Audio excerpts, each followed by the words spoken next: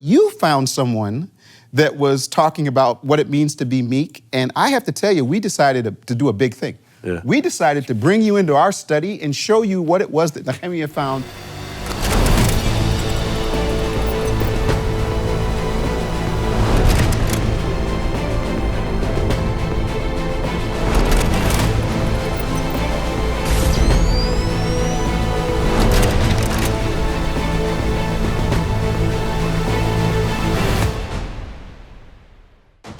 Shalom and welcome to Hebrew Gospel Pearls, episode 16.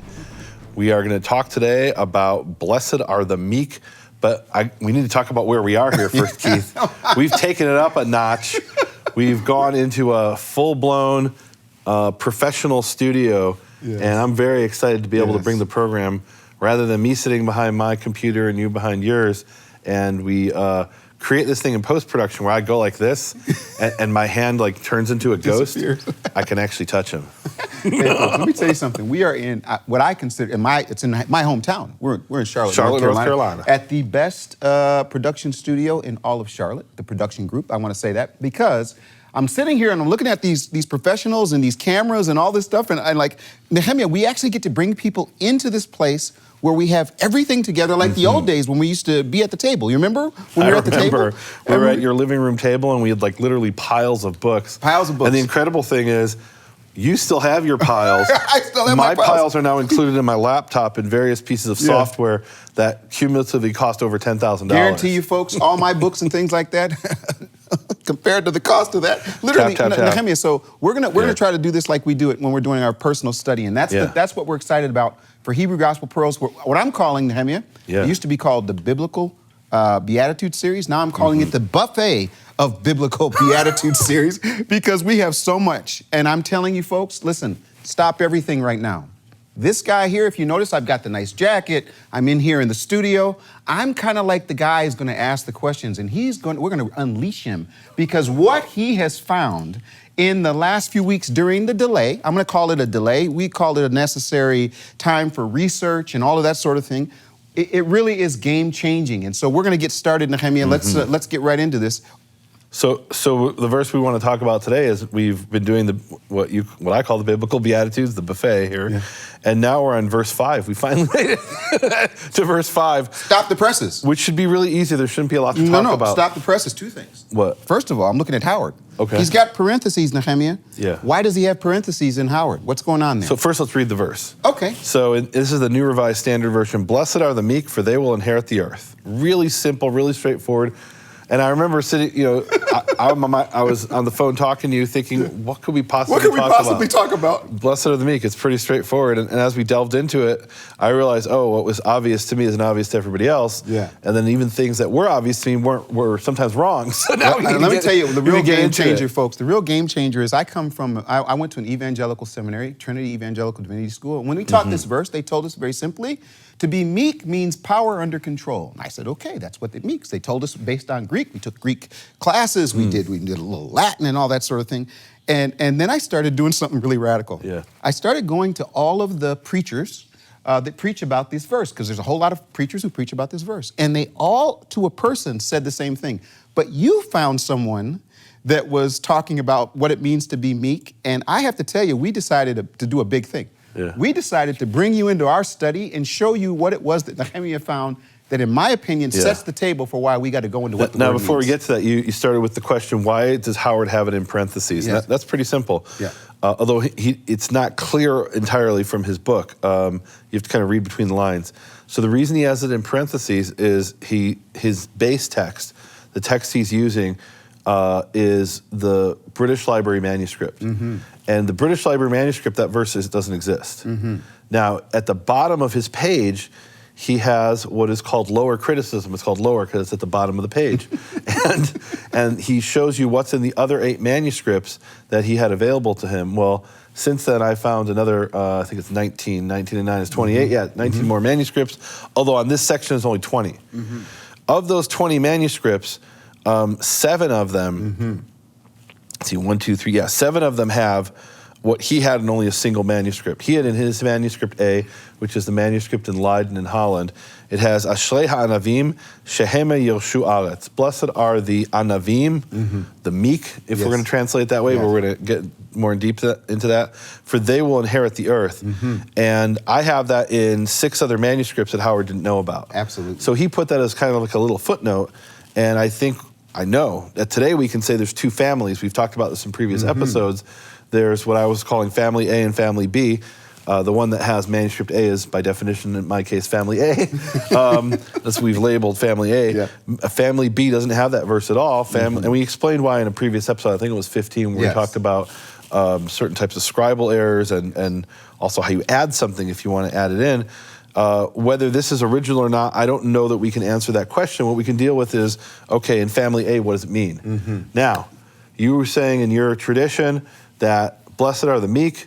Power under control. Power under control. And I mean, listen, when I was an unchurched person. And I remember when we went to the book of Matthew and we got to this section and they talked about it in the Beatitudes, I still remember it. And I remember this verse, them saying what it means to be meek is power under control. I just have to control myself. Yeah, okay. Then I'm meek, and that's all it means.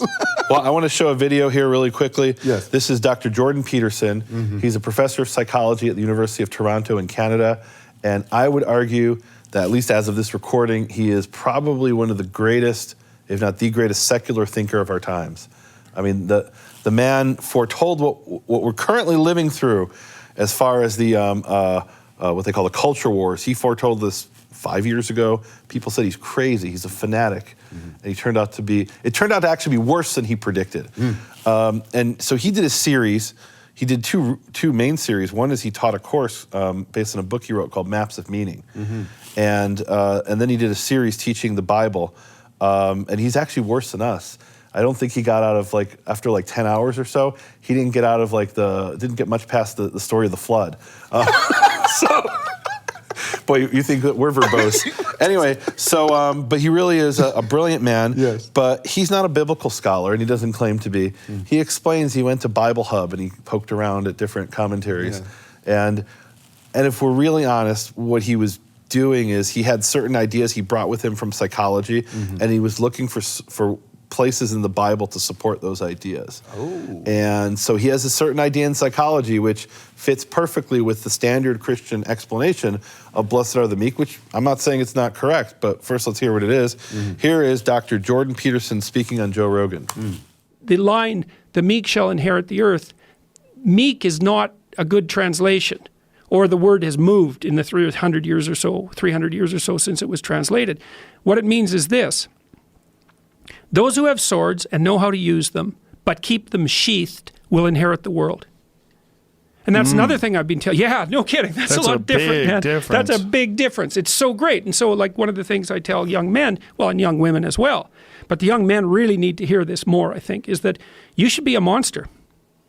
Because everyone says, well, you should be harmless, virtuous. You shouldn't do anyone any harm. You should sheath your competitive instinct. You shouldn't try to win.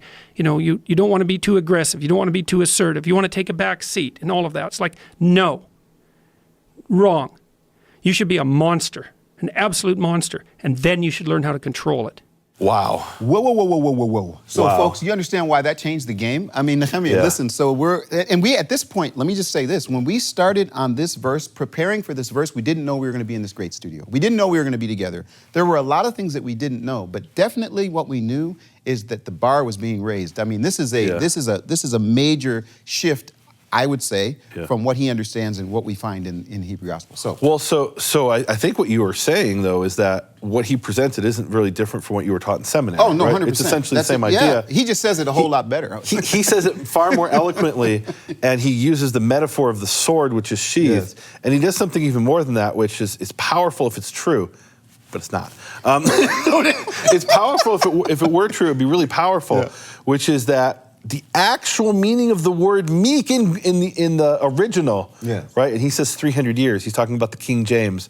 Well, I mean, it's kind of, I don't know what to say. It's kind of cute that he's going to the King James. Right. I mean, coming from your seminary background, you don't go to the King James, you go to the Greek. Absolutely. And in this case, we can go to the Hebrew. But even if you go to the Greek, and I contacted my Greek expert who I talked to, Dr. Pavlos Vassiliadis, who is one of the top experts in the world in the New Testament in Greek.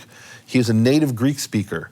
He went to a university in Thessalonica, right? I mean, it's pretty, like, how could you get more than that, right? Yeah.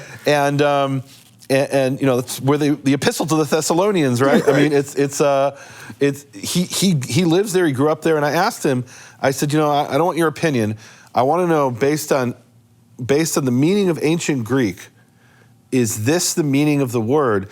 Does the word praes, does that word in Greek, does that mean to sheath a sword and to have a sword and sheath it and not use it? He said, no, that's nothing to do with the meaning whatsoever. Stop. And I looked for myself in all the dictionaries I could find just to verify what he was saying, and he sent me other resources I didn't have for ancient Greek, and none of them said anything of the sort. That's if you looked in any other text in the world, right? Because Greek's a language, right? If you looked in Aristotle or Plato or Homer or any, you know, whatever those Greek texts are, you would never find, according to my Greek expert, that this word praes means to sheath your sword. Now, you just did this. You just gave a big softball to us to have a moment. And here's the moment, folks. We are not saying that the Hebrew Gospel of Matthew is the original source of the words that Yeshua spoke. We have never said that. We said that the Hebrew Gospel of Matthew is another witness to what? To the Greek. Did you not say that? Well, we talked about. Okay. Hold on. So the reason I'm bringing this up to him is I've had a few emails recently, and the emails are back to the old days where they're saying, "How could you possibly say that the Hebrew Gospel of Matthew is Shem Tov?" And they talk about Shem Tov, and we've always said another witness. Now, here's what you just did. Right. You before you even got here, you went to a Greek expert to say. Well, because I know the Hebrew, I don't need him for the Hebrew. Absolutely, but my point is that using these different witnesses, we get a chance to get what I call. Well, HD. and also Dr. Jordan Peterson isn't coming from the Hebrew. He doesn't know about that. He's looking at the Greek. Right. So I can't judge him based on what's in the Hebrew or evaluate what he's saying. And by the way, he might be right, but he's not right about the meaning of that Greek word. Exactly. He might be right about the message that Yeshua is trying to convey and communicate, but the way he presents it, whether intentionally or not, is that this is the meaning of the word. And of course, he doesn't mention Greek there. He talks 300 years, meaning King James. Right. 400. What's 100 years between you and me? 100 years. You know, it's like they say, oh, the Jews are 5,000 years old. No, I think Noah was like somewhere between 4,000 and 5,000 years ago. Whatever. You know, let's not split hairs. What's 1,000 years? Yeah, what's 1,000 years between you and me? So here, I want to be careful with what we're saying here, and there's nuance involved here, and nuance is very important. You said the Hebrew is not the source of what Yeshua said. Obviously not, because Yeshua said it. Right. So then the question is, when Yeshua spoke, how did those words get to us? Exactly. And certainly the traditional the traditional Christian approach is to say that Yeshua's words were recorded by different disciples, and people who were disciples of disciples, let's say in the case of Luke and Mark, and that they were written down in Greek. And the argument that Howard had, which I agree with, is that when whoever sat down to write the Gospel of Matthew, I'm just going to call him Matthew, make it simple. Matthew sat down, wrote a Gospel in Greek. Matthew sat down and wrote a Gospel in Hebrew. Right. And then he translated his own book into Greek. Right. That was Howard's original argument. He has a parallel. We're told that that's exactly what Josephus did. Josephus originally wrote his book in Hebrew, and then he translated himself, maybe with an assistant, into Greek. So the benefit of looking into the Greek and looking into the Hebrew is amazing, right? So here's the point. It's a second witness to what Matthew had to communicate based on what he had learned from Yeshua. Now, is every word here what Matthew wrote? I don't know. I have no way of knowing that. Probably not. Certainly in the case of Matthew 5:5, we have about 20 manuscripts, I believe it is, and of those, 13 don't have this verse 7 do, right? So is that what Matthew wrote? Maybe Matthew didn't write any of this in the Hebrew. Maybe he wrote it in the Hebrew and it was lost in those 13 manuscripts. Maybe he didn't write it in the Hebrew, but he did write it in the Greek, and somebody noticed it was missing in the Hebrew and translated back from the Greek. All those are possibilities. So I saw this show a couple days ago, folks, called Planet. And in Planet, they went down into the deep ocean and they had this fish, Nehemiah.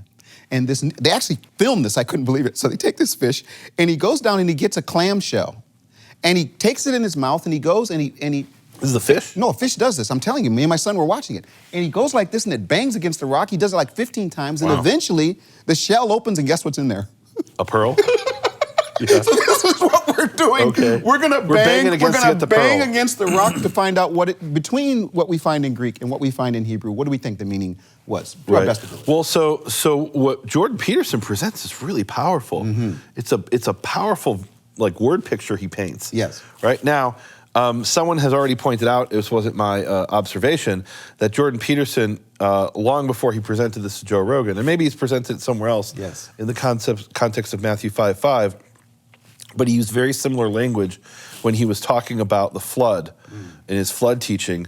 He says there in the flood, so he takes the flood as these paradigms, as these patterns, right? He doesn't believe there was a flood. He never comes out and says he doesn't believe there was a flood, but he doesn't believe there was a flood. Okay. And what he's doing is he's saying, okay, the flood represents these ideas, these stories that people have been telling themselves for thousands of years, because they have these deep, profound truths in them. Yes. That's the approach he takes.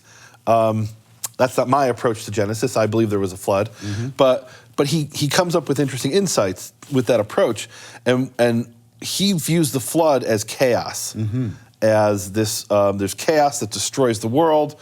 It's the return there was chaos at the creation, and then it returns. And then finally an end is put to chaos. And so he says this, here's a quote. He says, the question is, should you turn into a monster? And the answer to that is yes, you should. And here he's talking about the flood. Nothing to do with Matthew 5:5. He says, but without the capability for mayhem, you're a potential victim to mayhem. So you need your sword. This is Jordan Peterson. Yeah. It should be sheathed, but you need to have it. Now that's profound. It's probably true, but it has nothing to do with Matthew 5:5 and nothing to do with the flood. It's a profound truth, but it just has nothing to do with the Tanakh or the New Testament. Permission to speak freely. Yeah. So one of the things that's happened is we've had some extra time, folks, since we taped in 15. There's been some time, and so it's allowed me to do some further study. And I kind of said this earlier, but I'm actually really disappointed, Nehemiah, at how many people I found that didn't go much deeper than that. In other words, they just stayed right there, and it's just repeating the same thing, a little bit different, a little parroting. What I like about our study together, this is what I enjoy about our study together in the Hebrew Gospels, is that we're talking about things that haven't been parroted. Like literally, people are going to hear some things. I'm telling you, stick with us. You're going to hear some things about this verse that I can guarantee you haven't heard before. Let's keep going. Well, so what Jordan Peterson shares there is, I think it's a profound truth. Right. It has nothing to do with Matthew 5:5 or with the flood. Exactly. And it's this truth that if you can't defend yourself in this world, we live in this world where we have some of the most privileged people on the planet who complain that they're victims. People who've never been out of the United States and seen how over 1 billion people live in the world without electricity, without plumbing, without toilets, without indoor toilets, some of them without toilets at all. Like all they do is go out into the field. Imagine that, and then and not to say people don't suffer, there's people suffering all over the world, but to not recognize that if you're on unemployment and you can afford a car and a flat screen TV, you're one of the privileged people in the world. That's just how, it's the truth. So here's a profound account I found. And I want to say that, and this is to show that what Jordan Peterson says is true. What convinced me that what he said is true was the Yazidi genocide in 2015. ISIS came, the Islamic State came, and they captured northern Iraq and northern Syria, and they murdered hundreds of thousands of people, most of them Christians, but also Muslims. There are accounts that are just horrific, I can't even share, where they would go into a village and they just murder everybody. For what? Because they were Christians and refused to convert to Islam. And at least in some cases they gave people a choice, and others they didn't. So I want to read to you an account that appears in a book called Guns, Germs, and Steel. And it essentially illustrates the difference between a pacifist and someone who chooses to be peaceful but has the ability for violence. And I've had this argument with a friend of mine who's a pacifist. And my argument is total pacifism is evil. That if you're not willing to defend yourself in certain situations against people who will not respond to pacifism, then and look, this is something that Gandhi had said. Gandhi was a pacifist. He said the Jews should have just passively not resisted Hitler. That's okay when you're dealing with the British. When you're dealing with the Nazis, that doesn't work. So this is an account about these two groups of people. One of them were in New Zealand. They're called the Maori. And the other was in a place 5 miles east of New Zealand called the Chatham Islands. And they're called the Moriori. And they're actually genetically the same group of people. A bunch of Maori got on a boat and ended up in the Chatham Islands and settled there. And the people in New Zealand forgot they existed. Now, the New Zealanders were a warlike people. They had a very small, pretty big islands actually, but they were crammed into these islands. There was nowhere to go. And what would they do if they ran, they needed more space to just kill their neighbors. And the Moriori were on a tiny island, a very small island, and they made a decision early on they would live peacefully with each other. And if there were any conflicts, they would work it out with peaceful resolutions. So let me read this to you. It says, with no other, it's talking about the Chatham Islands, 500 miles east of New Zealand, with no other accessible islands, the Moriori had to learn how to get along with each other. They did so by renouncing war. That's so beautiful. The result was a small, unwarlike population with simple technology and weapons. In 1835, an Australian seal hunting ship brought the news to New Zealand of islands where the inhabitants are very numerous, but they do not understand how to fight and have no weapons. That news was enough to induce 900 Maori to sail to the Chatham Islands. On November 19th, 1835, a ship carrying 500 Maori armed with guns, clubs, and axes arrived. Groups of Maori began to walk through Moriori settlements, announcing that the Moriori were now their slaves, and killing those who objected. An organized resistance by the Moriori could still have defeated the Maori, who were outnumbered 2-1. However, the Moriori had a tradition of resolving disputes peacefully. They decided in a council meeting not to fight back, but to offer peace, friendship, and a division of resources. Over the course of the next few days, the Maori killed hundreds of Moriori, cooked and ate many of the bodies, and enslaved all the others. A Maori conqueror explained, "We took possession in accordance with our customs, and we caught all the people. Not one escaped. Some ran away from us, some we killed, and others we killed. But what of it? It was in accordance with our customs." So it's fine to be a pacifist when you're an Indian in India, when you're, Gandhi, dealing with the British. Or let's say in the case of the civil rights movement, when you're Dr. Martin Luther King Jr., he's dealing with vicious, violent people, but it's on television. And the people on television seeing it, at some point they're going to say, no, this can't go on. What the Nazis did wasn't on television. If you tried to resist passively, they don't care, they're just going to kill you. Right? You just made their job easier. They could care less. And they didn't put it on television. They kept it a secret up until very late, until after the war, essentially. So we actually have very few videos of the Nazis doing what they did, and that's because it was illegal to take videos or photos. So we have a 15-second clip from, I think it's Latvia, where a soldier was on his vacation and he happened to get a little clip of Jews being murdered. Right? But it's very rare because they didn't want to advertise. Because if there are good people who will see that and say, well, this is intolerable, we can't allow this. So all of this is to say that what Dr. Jordan Peterson said is correct. You shouldn't be a pacifist to the point where you can't defend yourself. And therefore to be meek doesn't mean to be weak. I actually agree with that part. But is that the meaning of the Greek word? No, that's just common sense, right? And here's where it's common sense. We have this commandment in the Torah not to work on Shabbat. So if I'm in a coma and can't work any day of the week because I'm not even awake, does that mean I kept Shabbat?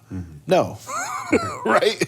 And so being weak where you can't defend yourself is not being meek. I agree with that, right? You have no choice in that situation, right? So really to be meek is to have the ability to defend yourself and choose to act with humility. And here we'll get into what it really means. But it's a beautiful idea Peterson presents, but it has nothing to do with the actual linguistics or grammar of the Greek word praes. So, all right, let's get back to the Greek.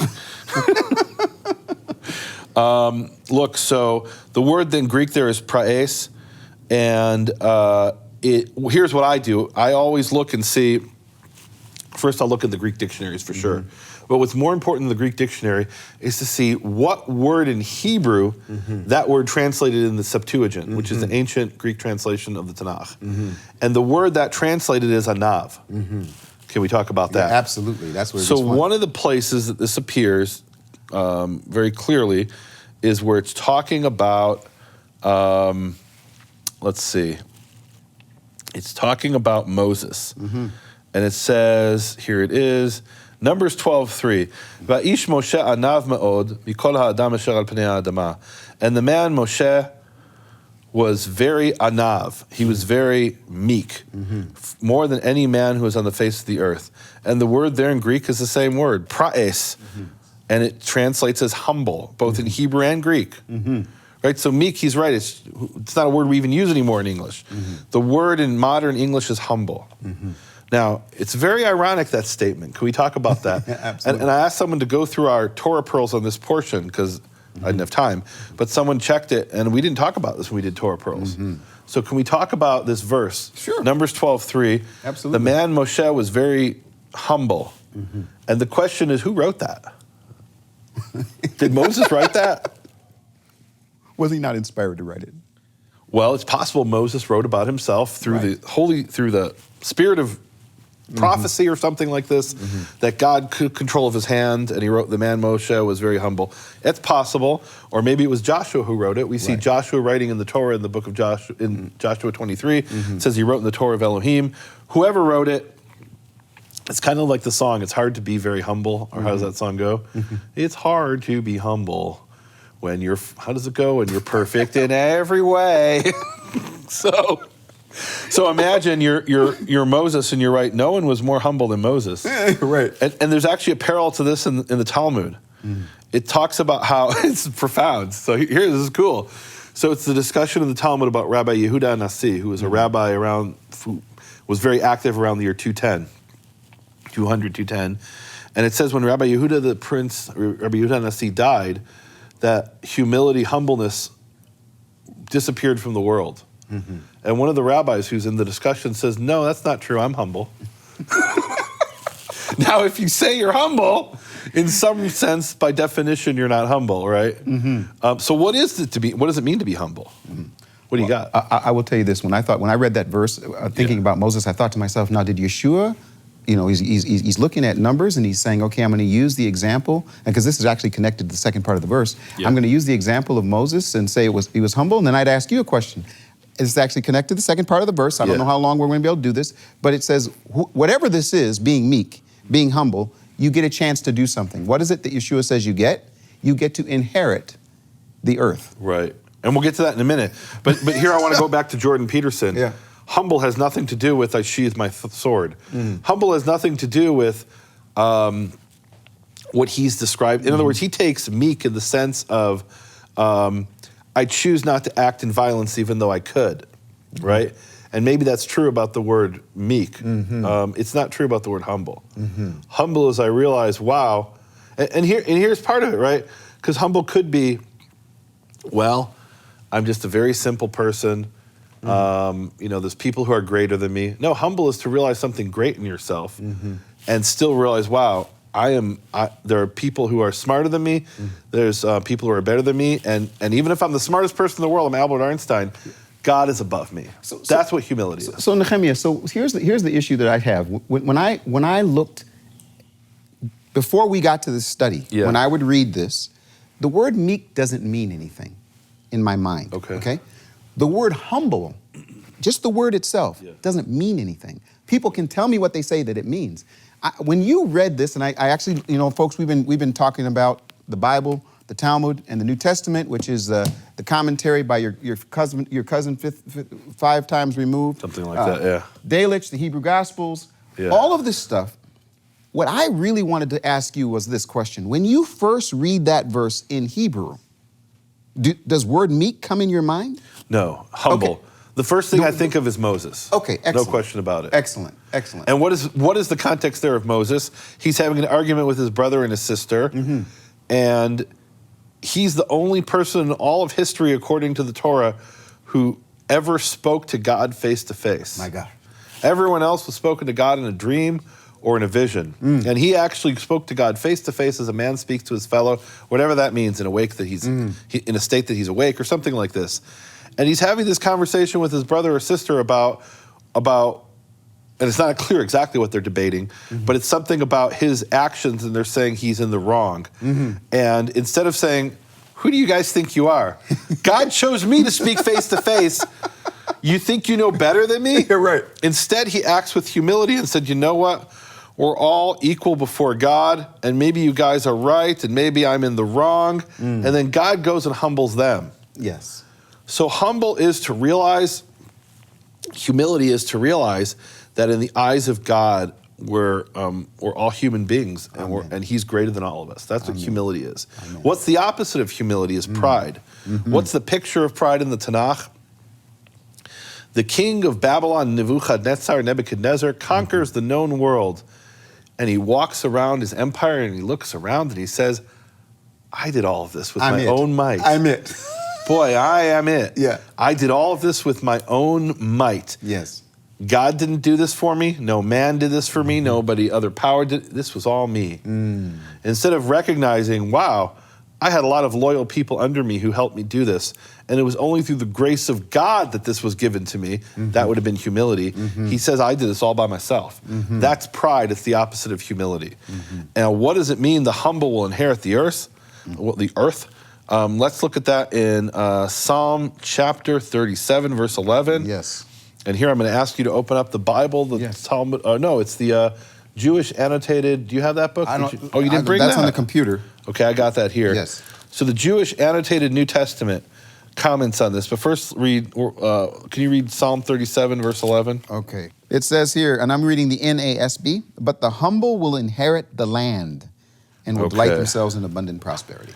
All right, so here's what it says in the Jewish annotated New Testament.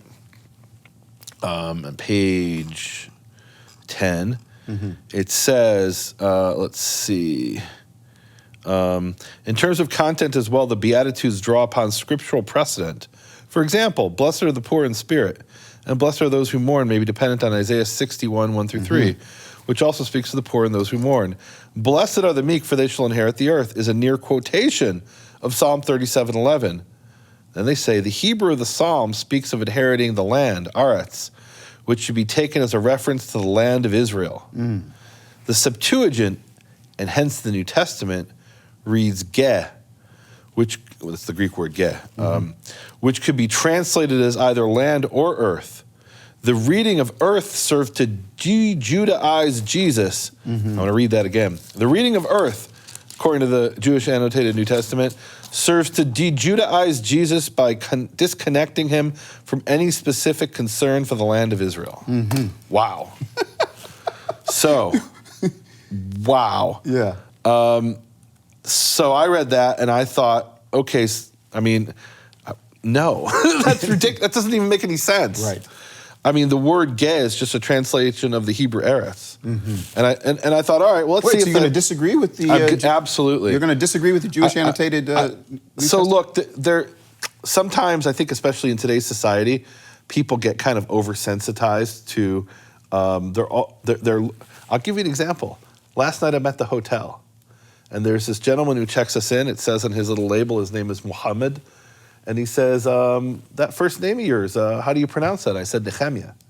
He said, is that and he has this look in his face like, is that a Jewish name? And I don't think he was trying to be offensive, right? I could have been offended and said, okay, you're Muslim and you're asking me about my name. Okay, he's curious. Right. What's wrong with that? I have no problem with that. You didn't call his manager? Not at all. I think he's curious. And he said, oh, so you pronounce the H as a ch. I said, yes. And I know in Arabic there's two letters, ch and ha. So he doesn't know if it's Nehemiah or Nehemiah. Right? That's what he's asking, right? I'm not offended by that. Okay. I could have been oversensitized and said, I've been persecuted. Yeah. And then he sent us to a bad room that had problems with it. So I was a little suspicious. But no, Nehemiah, most rooms are bad for you. Come on, how many? You don't. It's hard to find the right room. Well, in any event, so I wasn't going to be sensitive about it and think he's trying to offend me or something like that, or he's trying to harm me. I think he was curious, and I think here they're being a little bit oversensitive to how this word "get" is being used. And I looked up to see So, for example, Exodus 23, verse 20, translates taking possession of the land. What word does it use? It uses the word geh, right? 1 Samuel 13, 19 translates the phrase Eretz Yisrael, land of Israel, as geh Israel, right? So I think they're kind of playing the anti-Semitism card here, where there's plenty of places where anti-Semitism and you're is saying you taking don't think place. it exists? It definitely exists, not in this case. In this situation, you're saying they're it doesn't just translating mechanically. Okay, this word translates this way, right? Eretz is geh, right? They're not thinking about it. Now, maybe they're making the point that you translating as earth versus land is intended to be to disconnect the statement from the land of Israel. I don't think that's the case. Yeah. I don't think in the Psalms or in Matthew 5:5, the intention was necessarily, or even at all, that if you do these things, you're going to come and inherit the land of Israel. Maybe in a sense, yes. Meaning we have this idea in Judaism, which is derived from certain statements in the Torah. I don't think we'll have time to get into today, but I think we'll get into it in a future episode. And it's this idea that in the future time, we're not floating around on wings in heaven. We're resurrected, and we take possession of the land of Israel. So in that sense, yes. And you have this phrase in Judaism of that period, which is those who have portion in the world to come and those who don't have a portion. And the word for portion is nachalah, which is an inherited piece of the land of Israel. Right? So in that respect, maybe yes, but the word geh has nothing to do with that, right?